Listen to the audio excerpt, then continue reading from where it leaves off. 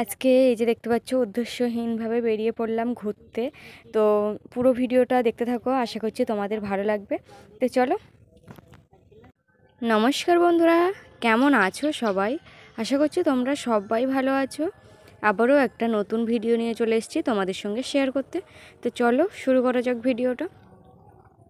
তো আজকে সকাল সকাল মোটামুটি চাল বের করতে গিয়ে দেখি মানে দুটো যে মেটে ছিল, দুটো জায়গা ছিল ভালো চাল, সেগুলো প্রায় অল্প অল্পই আছে। তো ওখান থেকে কিছুটা চাল নেওয়ার পর আর একটা মেটেতে চাল ছিল, সেখান থেকে কিন্তু আমি চাল নিয়েছি। তো ভালো চালগুলো মোটামুটি দেখো এইটুকুই হয়েছে, দুরকম চাল নিয়ে। আর এখানে দেখতে পাচ্ছ যেটা আছে সেটা কিন্তু আয়লার চাল বা কন্ট্রোলের চাল। আর এটাতে এত পরিমাণে পোকা হয়েছে কারণ ওই পোকা শুদ্ধই আনা। আর একটু ঝাড়ু বলে কুলোটা বের করেছে, এখানে ধান ছিল, সেই ধানগুলো কিন্তু কিছুতে খেয়ে আর একদম পুরো খোসা তৈরি করে রেখে দিয়েছে, মানে খোসা একদম পুরো রয়ে গেছে। তো আমি সেখান থেকে একটু চাল বের করে নিলাম এইভাবে নিয়ে। কিন্তু ওই চালগুলো শুধু যে ধুয়ে নেব তা কিন্তু নয়, ঝেড়ে কিন্তু পোকাগুলো বের করতে হবে।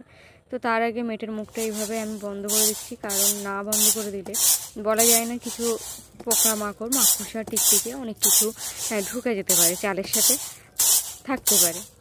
তো সাপও দু এক সময় থেকে যায়, গল্প শুনেছি।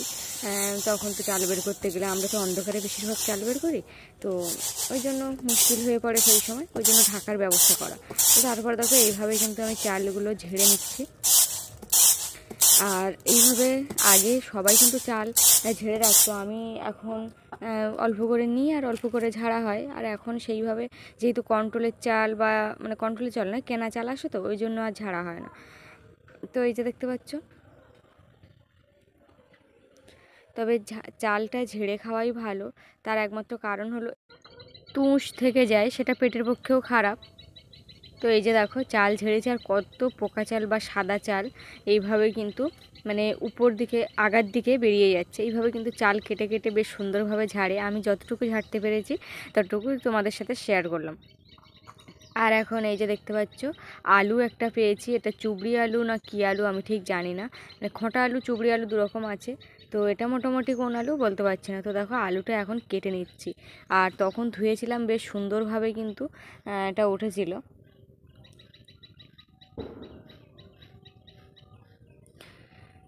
কাদামাটিগুলো উঠে গেছিলো। আর এই যে আমি পিস করে নিয়েছি, এর নাকি আগার দিকের যে অংশটা সেটা সেদ্ধ হয় না, কেমন খেতেও লাগে তাও জানি না। তো এখন একটু পেঁয়াজ ছাড়িয়ে একেবারে নিয়ে চলে যাব পুকুর ঘাটে। তো পুকুর ঘাটে গিয়ে যে খেলাটা তোমরা দেখতে পাবে পুকুরে, সেটা কিন্তু তোমরা এখন থেকে দেখার জন্য প্রস্তুত হয়ে যাও, কারণ মানে সেটা একটা বিশাল ব্যাপার আর কি, বেশ ভালোই লাগছে। আর তোমাদের পেঁয়াজের একটা জিনিস দেখাই, একটুখানি ফাঁকা জায়গা ছিল হয়তো পেঁয়াজের যে অংশটা, সেইখানে থেকেই ভিতরের কিছুটা অংশ আবার শুকনো হয়ে গেছে।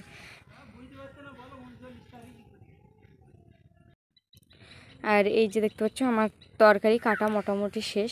এবার চলে যাচ্ছি আমি পুকুর ঘাটের দিকে। এই যে দেখতে পাচ্ছ হাঁড়ি আর তরকারির জায়গা আছে, মানে চুবড়ি আছে। আর এখানে এই দেখো চাল দেওয়ার সাথে সাথে কিন্তু সাদা যে পোকা চালগুলো সেগুলো সমস্তটা ভেসে উঠেছে, দেখেই বুঝতে পারছো। আর এইগুলো যখন জলে দেব তখন আরেক খেলা। আর যে চালগুলো নিয়েছি, আমার চাল ধুতে ধুতে কিন্তু চাল পোকা চাল বের করতে করতে চাল সমস্তগুলো শেষ হয়ে যাওয়ার মতোই হয়েছে। আর ওই যে দেখো মাছ কিন্তু এসে গেছে খাওয়ার জন্য। তো মাছ ছিপে নাই পড়ুক, এইভাবে কিন্তু মাছ দেখতে বেশ ভালো লাগে। আর আমাদের পুকুরে মানে এবছরটা মাছের দেখছি বেশ ভালোই মাছটা হয়েছে, ছেড়েছি বলে হয়েছে, কিন্তু অন্য বছর কিন্তু ছাড়া হয়, কিন্তু এইভাবে খায় না। এবার ফুল টুল যখন ঠাকুর পুজো দিয়ে ফুল টুল শুকনো ফুল ফেলা হয় যে ঠাকুর পুজো দেওয়ার আগে, সেই সময় এত মাছ লাগে, এত মাছ লাগে, বড় বড় মাছ দেখা যায়। আর তো বিকেলবেলা যখন মানে পেয়ারা খাওয়া হয় তখনও কিন্তু এরকমভাবে দেওয়া হয় মানে মাছের খেতে। আর এই যে ভাঙা যে উনুনটা দেখতে পাচ্ছ, আজও কিন্তু আমি উনুনটা গোবর দিলাম না, মানে গোবর মাটি দিলাম না। তার মধ্যে একজন দেখো আমার শাড়িতে ঠিক আছে কি করছে। ঠিক আছে, হ্যাঁ একদম ঠিক আছে। এবার নোকটা ছিঁড়ে যাবে, শাড়ি ছিঁড়ে যাবে। এমা তুই শাড়ির তো মিডিল পয়েন্টে একদম ধরে টানাটানি শুরু করতেছিস, শাড়িটা ছেড়বি আমার। ছেড়েছি শয়তান, শাড়ি কিনে দিবি। দেখো কাণ্ড।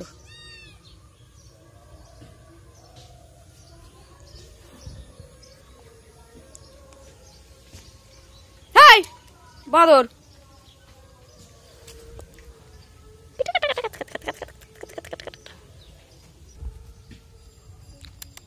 আয় মার অবস্থা দেখো। তো রান্না একটু আধটু করছিলাম, তারপরে ভাবলাম যে হচ্ছে কয়েকটা বেগুনও তুলে নিই। আর আজকে আমি বেগুন তোলার জন্য কাঁচি এনেছি, কারণ আমি নিজেই বুঝতে পারছি গাছগুলো কিন্তু আমি অনেকটাই ক্ষতি করে ফেলছিলাম টেনে টেনে। হয়তো ক্ষতি করছিলাম না কি বলতে পারছি না, তবু যাই হোক এটাই একটু ভালোই হচ্ছে মনে হচ্ছে কাঁচি দিয়ে। তো কয়েকটা বেগুন তুলে নিচ্ছি। আর কালকে যে কটা তুলেছিলাম একটা ভালো ছিল আর সবগুলো পোকা ছিল। আজকে দেখা যাক কতটা ভালো পাই এর মধ্যে। তো আজকে বেগুনগুলো আর পুড়াবো না, আজকে ভাজবো। আর এই কয়েকটা গাছ এত সুন্দর বেগুন হয়েছে, যদি পরিচর্যা করে বিষ সার দিয়ে রাখা যায় বেশ সুন্দর কিন্তু ফসল হবে, মানে বেগুনটা হবে।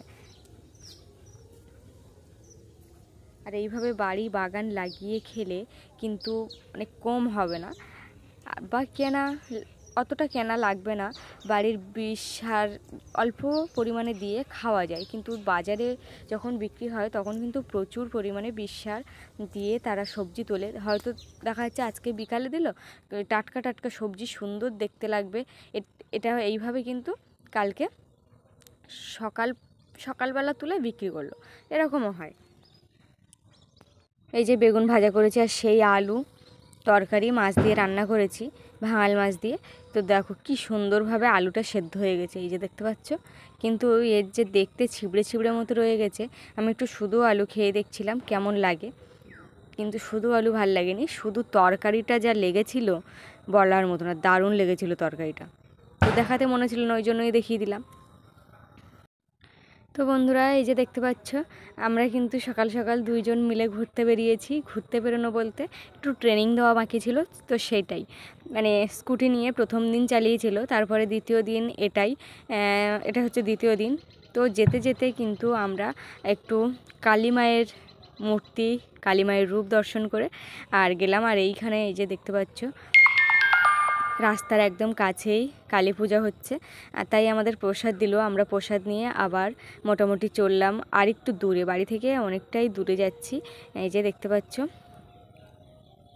পেছনে বসে থাকতে বেশ আরামই লাগে, কিন্তু আমার পাটা ব্যথা করছিল, কারণ বাবার যে স্কুটিটা আছে সেটায় মানে পা দেওয়ার মতো জায়গাটা ঠিক জায়গায় নেই, তো ওই জন্য আমার একটু কষ্ট হচ্ছিল। আর এদিকে দেখো আমরা কিন্তু গ্রামের রাস্তা দিয়ে একটু এগিয়েই গেছি। আর এপাশে দেখতেই পাচ্ছ কত ফুল, আর তার মধ্যে ধান মাঠ পুরো সবুজে সবুজ হয়ে গেছে। এইভাবে কিন্তু আমরা মানে পেরিয়ে ধান মাঠ গাছপালা সমস্ত কিছু পেরিয়ে আমরা কিন্তু চলছি একটা অন্য জায়গায়। তো তোমরাও দেখতে পাবে জায়গাটা কোথায়। আর তার মধ্যে যেতে যেতে দেখো আমাদের এইখানে যে শ্মশানটা রয়েছে এটা কাঠে, মানে গরানবোস এরিয়ায় এটা, বা এই যে গ্রামটা মানে এই সাইডে বাম দিকে বেঁকে গেছে, ডান দিকে, সেটা হলো বাগানবাড়ি। এটা মানে বাগানবাড়ির আমি ঠিক বলতে পারছি না, আমার জানা নেই। তো এটা হচ্ছে শ্মশানঘাট, ভোলানাথ শ্মশানঘাট। এখানে চুল্লির ব্যবস্থা নেই, এখানে কাঠের। আর এই হচ্ছে নদী, তার উপর দিয়ে ছোট্ট একটা ব্রিজ। আর এই ব্রিজের উপর দিয়ে কিন্তু আমার বাবা মানে ভ্যানে করে জিনিসপত্র নিয়ে যায় বাজারে বিক্রি করার জন্য। তো এখন মোটামুটি একটা দাদার ওখানে যাব, ওখানেই বসবো, তারপরে আবার বাড়ি ফিরবো। তো এই যে দেখতে পাচ্ছ আমরা নদী এরিয়ায় ঢুকে গেছি, তার জন্য বাওলা গাছ প্রচুর পরিমাণে রয়েছে, শুধু বাওলা গাছ, কাঁটা বাওলা। তো এই যে তো ঘুরতে বেরিয়ে স্কুটি থাকলে বা গাড়ি থাকলে কিন্তু ঘুরতে বেরোনোর মজাটাই আলাদা, বেশ দারুণ লাগছিল যে আজকে এইভাবে আসবো, কখনো ভাবিনি। তো বন্ধুরা আজকের ভিডিওটা এই পর্যন্ত, সবাই ভালো থেকো আর এইভাবে তোমরা